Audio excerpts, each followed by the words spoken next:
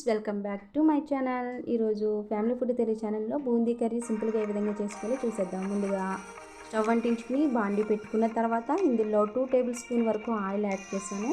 Oil బాగా heat ఎక్కిన తర్వాత ఇందులో ఆవాలు జీలకర్ర వేసుకోవాలి. ఆవాలు జీలకర్ర చిటపటమన్నాక ఇందులో మినపప్పు శనగపప్పు కూడా వేసుకోవాలి. ఈ పోపు అనేది బాగా వేగిన తర్వాత ఇందులో ఎండుమిర్చి 2 కట్ చేసి వేసుకోవాలి. అలాగే కరివేపాకు. పోపు బాగా వేగిన తర్వాత మీడియం సైజ్ ఉల్లిపాయలు చిన్నగా కట్ చేసుకుని వేసుకోవాలి.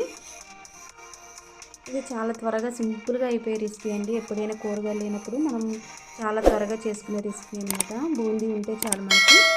చూడండి, ఉల్లిపాయలని బాగా మగ్గాలి. ఇప్పుడు ఇందులో పచ్చిమిర్చి చీలికలు 4 వేసాను. ఈ విధంగా బాగా కలుపుకున్న తర్వాత ఇప్పుడు ఇందులో అల్లం వెల్లుల్లి పేస్ట్ వేస్తున్నాను, 1/2 టేబుల్ స్పూన్. ఉల్లిపాయలు అనేది బాగా మగ్గిపోవాలి మనకి. ఈ విధంగా ఉల్లిపాయలు బాగా మగ్గిపోయిన తర్వాత ఇప్పుడు ఇందులో 1/2 టేబుల్ స్పూన్ వరకు పసుపు యాడ్ చేశాను.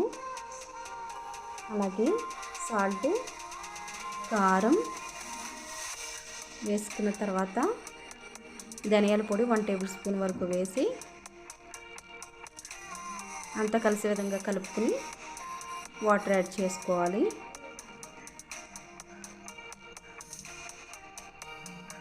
ఇలా కలుపుకున్న తర్వాత ఇప్పుడు ఇందులో 1/2 గ్లాస్ వరకు వాటర్ యాడ్ చేశాను. నీళ్ళు అనేది మనకి మరిగిపోవాలి. చూడండి, ఇలా మరిగిపోయిన తర్వాత మనకి బూందీ ఉంటుంది కదా, బూందీ వేసేసుకోవచ్చు. ఈ వాటర్ అంతా కూడా ఈ బూందీ అనేది అబ్జర్వ్ చేసుకుంటుంది. బాగా వాటర్ బాగా ఎక్కువైతే మెల్ట్ అయిపోతుంది కర్రీ అనేది. మనకు కొద్దిగా పొడి పొడిలాడుతూ టేస్ట్గా రావాలంటే వాటర్ కొద్దిగా తక్కువగానే యాడ్ చేసుకోవాలి. చూడండి, ఈ విధంగా చేసుకున్న తర్వాత ఫైనల్గా కొత్తిమీర యాడ్ చేసుకుని ఇంకా తీసేసుకుంటామే. చాలా బాగుంటుంది, పిల్లలు కూడా ఇష్టంగా తింటారనమాట. ఈ వీడియో కనుక మీకు నచ్చినట్లయితే షేర్ చేయండి, లైక్ చేయండి, సబ్స్క్రైబ్ చేయడం మాత్రం మర్చిపోతే బెల్ ఐకాన్ క్లిక్ చేయండి. Thank you for watching.